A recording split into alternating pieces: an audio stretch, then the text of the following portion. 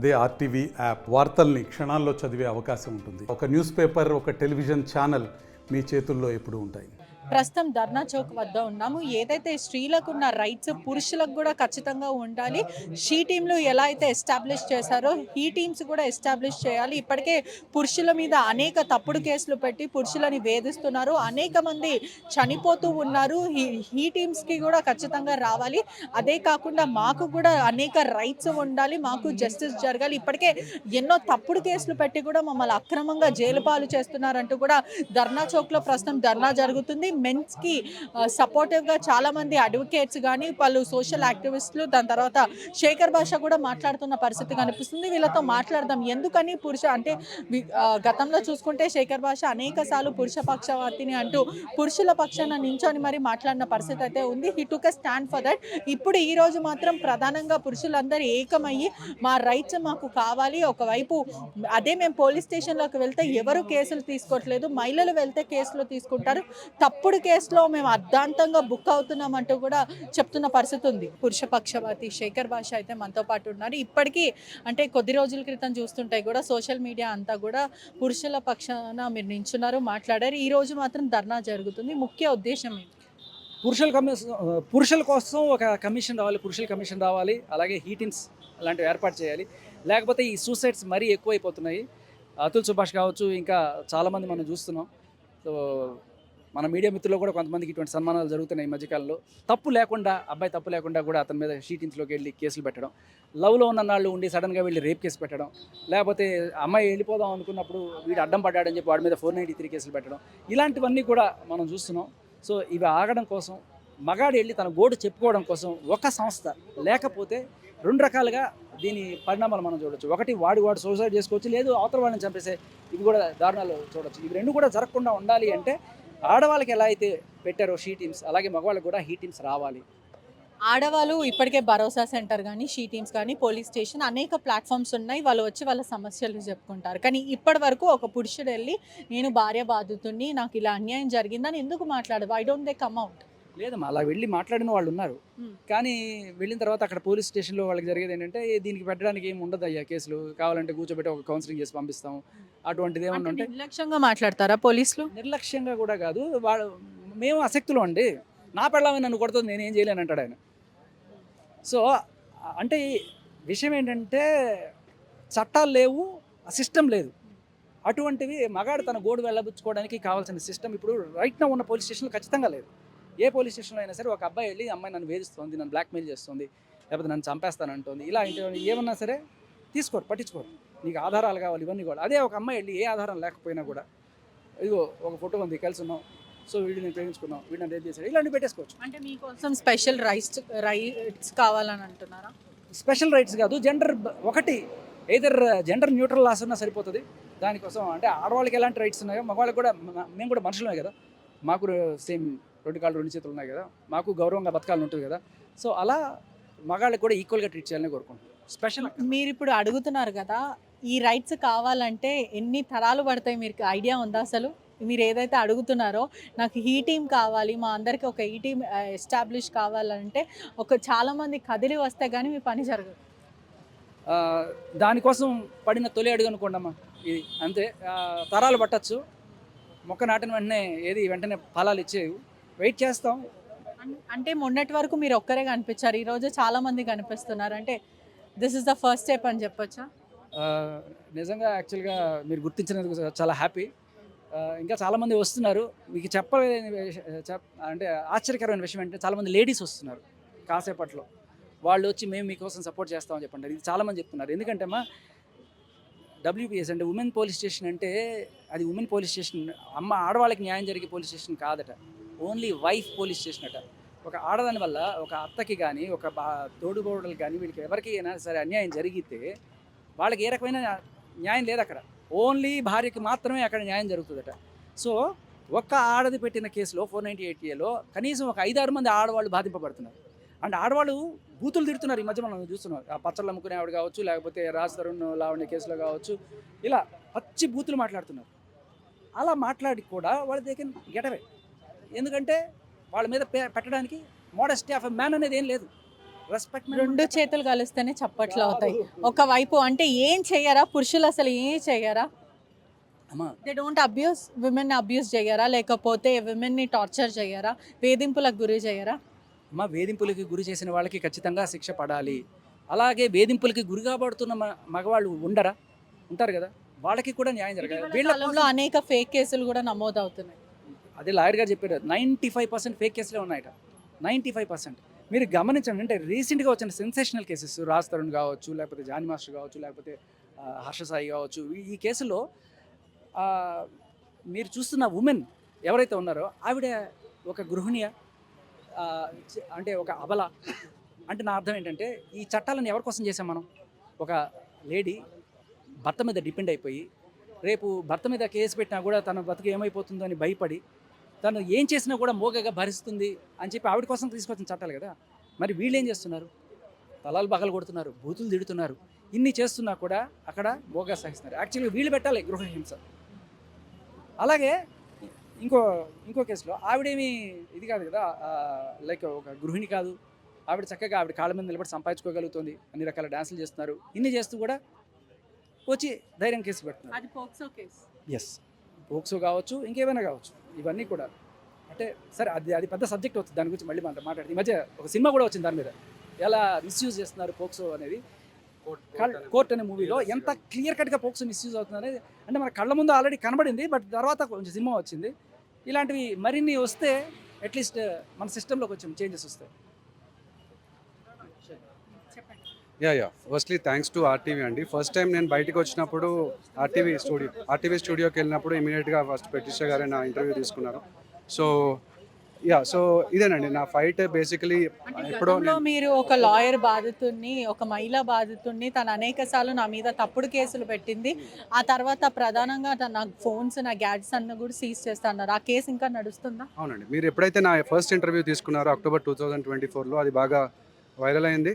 అయిన తర్వాత కూడా ఇప్పటికి 453 రోజులు అయిందండి ఈ రోజు వరకు. January 8, 2024 నా గ్యాడ్జెట్స్ సీజ్ చేశారు. ఇప్పటివరకు కూడా నా గ్యాడ్జెట్స్ రిటర్న్ రాలేదు. అదేవిధంగా నా పైన మళ్ళీ మీడియాకి వచ్చానని చెప్పి ఫ్రెష్గా 3వ కేసు, మీరు ఆ రోజు శ్రావ్యతోటి మాట్లాడడం జరిగింది. ఆ అమ్మాయి మీ పైన కూడా కేసు పెడతా అని చెప్పింది. అదేవిధంగా నా పైన ప్లస్ ఆర్టీవీ పైన కూడా అక్కడ రాసింది ఆ అమ్మాయి ఎఫ్ఐఆర్లో. సో ఇప్పుడు నా మేజర్ ఫైట్ ఏంటంటే బేసికలీ ఇక్కడ స్టేట్ హ్యూమన్ రైట్స్ కమిషన్, అంటే నాకు జరిగిన అన్యాయం కోసం నేను state human rights commission plus లోకయుక్తకి వెళ్ళినప్పుడు అక్కడ జడ్జి గారు లేరు. సో జడ్జెస్ అపాయింట్మెంట్ జరగాలి అని చెప్పేసి నేను ఫైట్ చేస్తున్నాను. అదేవిధంగా శేఖర్ భాషా గారు చెప్పినట్టు షీ టీమ్స్ ఉంది. అంటే మీరు అడిగారు ఇప్పుడు ప్లాట్ఫామ్ అనేది మాకు లేదు అబ్బాయిలకి. సో హీ టీమ్స్ అనేది ఒక ప్లాట్ఫామ్ క్రియేట్ చేయాలి. And also police complaints authority, మన స్టేట్లో పోలీస్ కంప్లైంట్స్ అథారిటీ అనేది లేదు. అంటే పోలీసులు దౌర్జన్యంగా మన మీద ఏమైనా అన్యాయం జరిగినప్పుడు మేము ఏమైనా కంప్లైంట్ ఇవ్వాలనుకుంటే పోలీస్ కంప్లైంట్ అథారిటీ లేదు. నేను ఆల్రెడీ కమిషనర్ గారికి, డీజీపీ గారికి, శిఖా గోయల్ గారికి, వీళ్ళందరికీ కూడా లెటర్స్ రాశాను. అయినా కూడా నాకు ఇంకా న్యాయం జరగట్లేదు.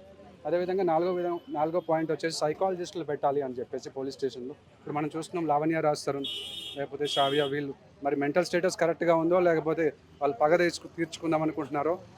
అంటే పక్కన అమ్మాయిలతో పాటు పక్కన ఉన్న అడ్వకేట్స్ ప్లస్ సిస్టమ్ కూడా అలాగే ఉండడం వల్ల వీళ్ళని ఎంకరేజ్ చేసినట్టు అవుతుంది. సో అందుకని సైకాలజిస్టులు అనేవి పోలీస్ స్టేషన్లో పెట్టాలి, అట్లాగే జైల్స్లో కూడా పెట్టాలనేది నా డిమాండ్. హైకోర్టు అడ్వకేట్ సుబ్బు మనతో పాటు ఉన్నారు. ఈరోజు ధర్నా చేయడానికి ముఖ్య ఉద్దేశం ఏంటి? మొట్టమొదటిగా నాకు ఎంతోమంది పురుష బాధితుల కేసులు వచ్చినాయండి. 498A కేసులో కానివ్వండి, రేప్ కేసులో కానివ్వండి, పాక్సో కేసుల్లో కానివ్వండి, తర్వాత డిపి యాక్ట్, డౌరీ ప్రొవిజన్ యాక్ట్లో కానివ్వండి, ఎంసీ కేసుల్లో కానివ్వండి, పురుషుల మీద అజమాయిషీ కోసం, పురుషుల మీద అంటే కక్ష సాధింపు చర్యల కోసం, భర్త మీద కక్ష సాధింపు చర్యల కోసం, భర్త మీద అంటే పగ తీర్చుకోవాలి అనే ఉద్దేశంతో చేస్తున్న కేసుల ద్వారా మాత్రమే నాకు ఈ విషయం తెలిసింది. దాదాపుగా అడ్వకేట్ అయ్యి నేను ఈ 10 సంవత్సరాల్లో దాదాపుగా 100లో కేసులు అంటే స్త్రీలకు ఎగెన్స్ట్గా వేయడం జరిగింది. వాళ్ళు వేసినటువంటి ఎంసీ కేసులు చాలా వరకు మెయింటెనెన్స్ కూడా క్యాన్సిల్ చేయించిన సందర్భాలు ఉన్నాయి. నేను ఏంటి అసలు ఏం జరుగుతుంది సమాజంలో అని చెప్పి మొట్టమొదటిగా దీని గురించి ఆలోచించినప్పుడు నేను స్టడీ చేస్తే నాకు తెలిసిన విషయం ఏంటంటే ఈ కేసులలో స్త్రీలు అంటే మళ్ళీ అన్ని కేసులు అలా లేవు. ఇప్పుడు పోలీస్ స్టేషన్లో ఒక 100 కేసులు ఎఫ్ఐఆర్ కోర్టుకు వచ్చినాయి అనుకోండి, ఆ 100 కేసులలో 90 కేసులు ఫాల్స్ కేసులే. మీరు చూస్తే సుప్రీంకోర్టు కూడా మనకి స్పష్టంగా తెలియజేసింది ఏంటంటే 498A కేసులు అనేవి మిస్యూజ్ అవుతున్నాయి. 498A కేసుల ద్వారా పురుషుడి యొక్క అంటే భర్త యొక్క కుటుంబం బాధింపబడుతుంది. అత్తమామలు కానివ్వండి, అక్క చెల్లెలు కానివ్వండి, తమ్ముడు కానివ్వండి, తర్వాత ఆడపడుచులు కూడా ఎంతోమంది దీంట్లో బాధింపబడుతున్నారు. సో కాబట్టి దీని మీద నిర్దిష్టమైన చర్యలు తీసుకోమని కేంద్ర అన్ని ప్రభుత్వం ఫేక్ కేసెస్ ఉండవు కదా. వాస్తవానికి చూసుకుంటే ఇప్పటికీ కొంతమంది మహిళలు మాట్లాడట్లేదు. అంటే భర్తలు చేసే వేధింపులకు కానీ, భర్త వాళ్ళ కుటుంబంలో చేసే వేధింపులకు కానీ ఇప్పటికీ కొంతమంది మాట్లాడలేకపోతున్నారు కదా. మీ మాటల్లోనే అంది కొంతమంది అని, కానీ పురుషుల్లో అంతమంది భార్య వేధింపులు వాళ్ళే ఉన్నారు. మరి బయటికి ఎందుకు రారు, ఎందుకు వచ్చి మాట్లాడారు? ఇక్కడ ఏంటంటే పురుషుడు స్త్రీ అనాదిగా వేధింపబడుతుందగాను, అదే విధంగా వేదనకు గురి కాబడుతున్నదాని గాను, అదే విధంగా అంటే విక్టిమ్ గానే తీసుకొచ్చారు. మీరు రామాయణ మహాభారతాలు సీతాదేవి గారి దగ్గర నుంచి, ద్రౌపది గారి దగ్గర నుంచి, అహల్య దగ్గర నుంచి కూడా అందరూ కూడా వేధింపబడుతున్నారు, బాధితురాలుగానే చిత్రీకరిస్తూ వస్తున్నారు తప్ప పురాణాల్లో కూడా ఎంతో మంది పురుషులు భార్య ద్వారా వేధింపబడ్డ వాళ్ళు ఉన్నారు. మీరు చూసుకున్నట్టయితే హిరణ్యకశిపుని యొక్క తండ్రి కూడా భార్య బాధితుడే. అలా రకరకాలుగా చరిత్ర దగ్గర నుంచి చూసుకున్నట్లయితే ఎంతో మంది భార్యల చేత వేధింపబడుతున్న వాళ్ళు ఉన్నారు. ప్రస్తుతం ఉన్నటువంటి నవీన కాలంలో ఏంటంటే అండి, నేను స్త్రీలు బాధింపబడట్లేదు, వాళ్ళు విక్టిమ్స్ లేరు అని నేను అంట్లా, I'm not saying that words. ఖచ్చితంగా ఉన్నారు, కానీ చాలా తక్కువ మంది మాత్రమే ఉన్నారు. ఈరోజు పురుషుడికి ఉన్నటువంటి బాధ్యత కానివ్వండి, పురుషుడికి ఉన్నటువంటి అంటే బాధ్యతలు కానివ్వండి, రకరకాల సోషల్కి సంబంధించినటువంటి స్త్రీలకు లేవు. ఇతను తన కుటుంబాన్ని చూసుకోవాలి, తన వ్యక్తిగత జీవితాన్ని చూసుకోవాలి, తన ఉద్యోగ జీవితాన్ని చూసుకోవాలి, సామాజిక జీవితాన్ని చూసుకోవాలి, ఇంకా రకరకాల రాజకీయ నాయకులు అయితే రాజకీయ నాయకులు ఇన్ని పాత్రలు పోషిస్తున్నటువంటి ఒక పురుషుడు సాధారణంగా తన భార్యతో కాస్త మంచిగా లేకపోయారు అనుకోండి, మా అత్త మామ వల్లే నా భర్త నాతో సరిగ్గా ఉండట్లేదు, నా తోబుట్టువులు అంటే వాళ్ళ తోబుట్టు వల్ల నా భర్త నాతో మంచిగా ఉండట్లేదు. పురుషులు ఇన్ఫ్లుయెన్స్ అవ్వరా? తప్పకుండా అవుతారండి, కానీ బాధింపబట్టంలో అవుతారు, ఇన్ఫ్లుయెన్స్ తప్ప. వీళ్ళు ఉన్నారు. నా దగ్గర కూడా భార్య వేధింపుల కేసులు చాలా వరకు ఉన్నారు. నేను దాంట్లో రియల్గా దాన్ని అగ్రి చేస్తాను. కానీ ఏదైనా పర్సనల్ గా భార్య వేధింపులకు గురి అయ్యి అట్లా ఏమైనా ఉందా? లేదండి, నా భార్య బంగారం, చాలా మంచి ఆవిడ, షీఈస్ వెరీ ఇన్నోసెంట్. సో నాకు అటువంటి బాధ ఏం లేదు దేవుడి దయ వల్ల. కానీ ప్రజెంట్ సిచ్యువేషన్లో ఏంటంటే నా దగ్గరకు వచ్చిన కేసులలో 100 కేసులలో 90 కేసులు ఫేక్ కేసులే ఉన్నాయి. నేను వాళ్ళతో మాట్లాడినప్పుడు ఏం చేస్తున్నారు తెలుసండి, అమ్మ సెటిల్మెంట్లు మాట్లాడుకోండి, ఏంటి కలిసి ఉంటారంటే కలిసి ఉండవు, మరి సెటిల్మెంట్ మాట్లాడుకోండి అంటే నాకు ఎకరాల్లో భూములు కావాలి, లక్షల్లో డబ్బులు కావాలి, కోట్లల్లో ప్రాపర్టీలు కావాలి. నాకు యుఎస్ క్లయింట్స్ ఉన్నారండి, ఆస్ట్రేలియా క్లయింట్స్ ఉన్నారు. అక్కడెక్కడో ఆస్ట్రేలియాలో వాళ్ళు భర్త భార్యల మధ్య గొడవ వస్తే ఇండియాలో ఉన్న అత్తమామల మీద కేసు పెట్టడం అనేది ఎంతవరకు సబబు మీరు చెప్పండి. ఇప్పుడు సీన్ ఆఫ్ అఫెన్స్ లో వాళ్ళు లేరు కదా, వాళ్ళు అతన్ని పోలీసులు కేసు ఎట్లా తీసుకున్నారు? ఖచ్చితంగా చట్టాలు అలా ఉన్నాయండి, చట్టాలు అలా ఉన్నాయి. ఇప్పుడు 498A అనేది ఖచ్చితంగా ఒక స్త్రీ అంటే ఒక బాధిత మహిళ కానివ్వండి, ఒక మహిళ వెళ్ళి పోలీస్ స్టేషన్లో కంప్లైంట్ ఫైల్ చేసిందంటే అది ఖచ్చితంగా కేసు ఫైల్ చేయలేదు. రూలు నిజాలనే ప్రాసిక్యూషన్లో మాలాంటి అడ్వకేట్స్ కోర్టులలో తేలుస్తారు. కానీ ముందైతే కంప్లైంట్ ఇవ్వడంతో ఎఫ్ఐఆర్ అనేది రిజిస్టర్ చేయాలి. డిమాండ్స్ ఏంటి, ప్రధానంగా డిమాండ్స్ ఏంటి? ఖచ్చితంగా హీ టీమ్స్ అనేవి రావాలండి. ఏ విధంగా అయితే స్త్రీలకి షీ టీమ్స్ ఏ విధంగా అయితే ఉన్నాయో అలాగే పురుషులకు కూడా హీ టీమ్స్ అనేవి రావాలి. అందులో ఒక సైకియాట్రిస్ట్ ఉండాలి, ఒక అడ్వకేట్ సార్ ఉండాలి, ఒక పోలీస్ ఆఫీసర్ అంటే సిఏ స్థాయి అంటే SHO స్థాయి పోలీస్ ఆఫీసర్ ఉండాలి. అదేవిధంగా గాఢతను బట్టి, అదేవిధంగా ప్రమాదాలను బట్టి ఒక డాక్టర్ కూడా అంటే ప్రమాదాలకు గురై వచ్చిన వాళ్ళకి ఒక డాక్టర్ కూడా ఉన్నట్టయితే ఏంటంటే వాళ్ళ మనోవేదనకి కూడా సెంట్రల్ గవర్నమెంట్ మీరు చూసుకున్నట్లయితే మొన్న రీసెంట్గా సుప్రీంకోర్టు ఇచ్చిన ఆర్డినెన్స్ అంటే ఆర్డర్ ఏంటంటే మీరు దీని మీద అఫిడవిట్ దాఖలు చేయండి, ఏది 498 మిస్యూజ్ గురించి అని ఇంతవరకు అది లేదు. అదేవిధంగా పురుషులు కూడా ఏదైనా బాధ వచ్చినప్పుడు స్త్రీల మీద కంప్లైంట్ చేసుకో అంటే భర్త వేధించినప్పుడు భార్యలు వెళ్ళి కంప్లైంట్ చేయడానికి షీ టీం ఎలా అయితే ఉందో భార్య వేధిస్తుందని భర్త కూడా వెళ్ళి చెప్పుకోవడానికి మాకు కూడా ఒక కమిషన్. పోలీస్ స్టేషన్లు ఉన్నాయి కదా, ఇప్పటికే పోలీస్ స్టేషన్కి వెళ్తారు. మోస్ట్లీ చూసుకుంటే కూడా భార్యలు ఎవరైతే స్త్రీలు ఉన్నారో ఏదైనా గొడవ జరిగిన ఏదైనా షీ టీం భరోసా పోలీస్ స్టేషన్కి వెళ్తారు. అలా పురుషులు ఎందుకు పోలీస్ స్టేషన్కి వెళ్ళరు? ఏమండి అంటే ఎందుకు చాలా మటుకు ముందుకు రారు? రేపు పరువు పోతుంది అని ఒక ఉద్దేశంతో, అంటే మీలో మీకనే యూనిటీ లేదు, మీలో మీకే మీరు స్టాండ్ తీసుకొని అరే పురుషులకు ఇలా జరుగుతుందని చెప్పి మీరు వెళ్ళి మాట్లాడొచ్చు. ఎన్నో సందర్భాల్లో, ఎన్నో మీడియా ఇంటర్వ్యూల్లో, ఎన్నో ప్రధాన ఛానల్లో నేను పురుషులకు సంబంధించి ఎన్నో ఇంటర్వ్యూ మీలాంటి కొంతమంది, అందరూ కాదు. ఏమండి ఇక్కడ ఏంటంటే సాధారణంగా పురుషుడు అనేవాడు సాధుజీవి అనేది నా ఉద్దేశం. ప్రజెంట్ ఉన్న సిచ్యువేషన్లో ఏంటంటే సమాజంలో తను గౌరవ ప్రతిష్టల గురించి ఎక్కువ ఆలోచిస్తారు. సరే ఇంట్లో జరిగే గుట్టు వీధిని పెట్టుకోవాలని ఎవరు అనుకోరు కదా. ఎవరైనా పెట్టుకున్న పోయేది పురుషుడు పరువే. ఏరా నీకు ఆ మాత్రం భార్యని అదుపులో పెట్టుకునే ధైర్యం లేదని చెప్పి తల్లిదండ్రుల దగ్గర నుంచి, ఫ్రెండ్స్ దగ్గర నుంచి, సమాజం దగ్గర నుంచి చేదరింపులు చిత్కారాలు వస్తాయని చెప్పేసి పురుషుడు చాలా వరకు బయట పెట్టుకోడు. ఎంతోమంది ఫ్రస్ట్రేషన్తో అంటే ఫెర్టిలైజర్స్ కన్జ్యూమ్ చేసి చనిపోయిన వాళ్ళు, హ్యాంగ్ చేసి చనిపోయిన వాళ్ళు, ఆత్మహత్య చేసుకుని చనిపోయిన వాళ్ళు, రివర్స్లోని తర్వాత లేక్స్లోకి దూకి చనిపోయిన వాళ్ళు ఎంతోమంది ఉన్నారు. సో ఇక్కడ మా బాధ, మా డిమాండ్ ఏంటంటే పురుషుడు తనకు జరిగిన అన్యాయాన్ని బయటకు వచ్చి చెప్పుకోవడం వల్ల తన పరువే పోతుంది తప్ప పురుషుడికి న్యాయం జరగట్లేదని ఒక అభద్రతా భావంలో ఉండిపోతుంది. సో ఈ అభద్రతా భావం నుంచి బయటకు రావాలనేది పురుషులకు నేను ఇచ్చే మీరు చెప్పండి, అంటే బయటికి వచ్చి చెప్పినంత మాత్రాన పరువు పోతుందా? 100% పోతుందండి. ఎందుకంటే అంటే మీరే అలా చెప్తే నెక్స్ట్ టైం రారు ఎవరు. నేను వాళ్ళకి జరిగిన అవమానాన్ని బేస్ చేసుకుని చెప్తున్నా. చాలా వరకు పోలీస్ స్టేషన్లోకి వెళ్తే ఏమయ్యా బుద్ధి లేదా, భార్యని ఏదో 4 మాటలు అంటే వచ్చి కేసు పెడతావా, భార్య మీద ఎవరైనా కేసు పెడతారని వాళ్ళే చెప్తున్నారు. ఇంకా మా దగ్గరకు వస్తే అడ్వకేట్ల దగ్గర ఎందుకండి కోర్టుల వరకు రావడం, కోర్టుల వరకు వస్తే మీ టైం వేస్ట్, మనీ వేస్ట్. చూడండి కొన్ని రోజులు చూడండి ఆయన భార్య వేధిస్తుందని చెప్తే కోర్టులో జడ్జి గారైనా నమ్మాలంటే మేము కూడా చాలా వరకు తిడుతుంటాం. ఇక వాళ్ళు పీక్ స్టేజ్లో ఉన్నప్పుడు మాత్రమే ఏం చేయలేని పరిస్థితుల్లో మేము కేసులు ఫైల్ చేస్తున్నాం తప్ప మేము కూడా డైరెక్ట్ రావడంతో కోర్టులకు తీసుకెళ్ళట్లేదు. వాళ్ళని కౌన్సిలింగ్ చేసి వాళ్ళతో మాట్లాడిన తర్వాత మళ్ళీ రిపీట్ అవుతున్నప్పుడు మాత్రమే కేసులు ఫైల్ చేస్తున్నాం. అంటే ప్రధానంగా చూసుకుంటే కూడా ఈ రోజు ధర్నా చౌక్లో పీస్ ప్రొటెస్ట్ అయితే చేస్తున్నారు.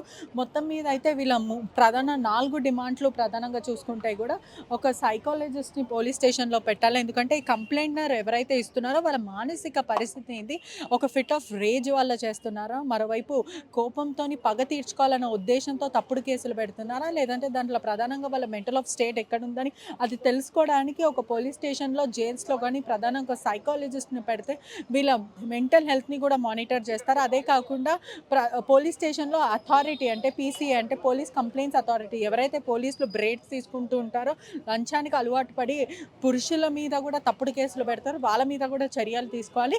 ఈ టీమ్స్ ఎలా విమెన్ని ప్రొటెక్ట్ చేస్తుంటాయో, షీ టీమ్స్ ఎలా ప్రొటెక్ట్ చేస్తుంటాయో ఈ టీమ్స్ కూడా అలానే మెన్ని ప్రొటెక్ట్ చేయడానికి ప్రధానంగా ఒక కమిటీని అంటే ఈ టీమ్స్ కమిటీని ఏర్పాటు చేయాలి. ఇది ఒక ఫస్ట్ తొలి స్టెప్ మాత్రమే. ముందుగా ఎన్నో దగ్గర మేము పోరాటం చేస్తాం, ఈ సుప్రీంకోర్టు వరకు వెళ్తాము ప్రధానంగా అంటూ చెప్పుకుంటూ వస్తున్నారు. మరోవైపు చూసుకుంటే స్టేట్ హ్యూమన్ రైట్స్ కమిషన్ దగ్గర నుంచి కూడా పెండింగ్ కేసు అంటే అనేక సార్లు SHRCలో పెండింగ్ కేసెస్ ఉన్నాయి. చాలామంది కోర్టుల చుట్టూ తిరిగి కూడా విసిగిపోయారు. ఖచ్చితంగా నిర్దోషులకు కూడా శిక్ష పడుతుంది. ఎవరైతే తప్పుడు కేసు వల్ల జీవితాలు నష్టపోతున్నారో, అనేక మంది సూసైడ్లు చేసుకుంటున్నారు, పురుషులను కూడా డొమెస్టిక్ వైలెన్స్ చేస్తున్నారు, అది పురుషులు చెప్పలేకపోతున్నారు. పోలీస్ స్టేషన్ వెళ్తుంటే కూడా అనేకసార్లు ఆ మహిళ మీద అంటే ఒక భార్య మీద కంప్లైంట్ ఇవ్వడానికి వెళ్ళినప్పటికీ కూడా సిగ్గులేదా అంటూ కూడా పురుషులనే తిడుతున్నారు. ఖచ్చితంగా పురుషులకి న్యాయం జరగాలి. We want justice, we want he teams అంటూ కూడా ధర్నా చౌక్లో ప్రస్తుతం ధర్నా చేస్తున్న పరిస్థితి కనిపిస్తుంది. కెమెరామెన్ జ్ఞానేశ్వర్తో పెట్రిషా రిపోర్టింగ్ RTV హైదరాబాద్. మరిన్ని వీడియోస్ కోసం ఛానల్ ని సబ్స్క్రైబ్ చేయండి. లేటెస్ట్ అప్డేట్స్ కోసం వాట్సాప్ ఛానల్ ని ఫాలో అవ్వండి. ఆ లింక్ డిస్క్రిప్షన్ లో ఉంది.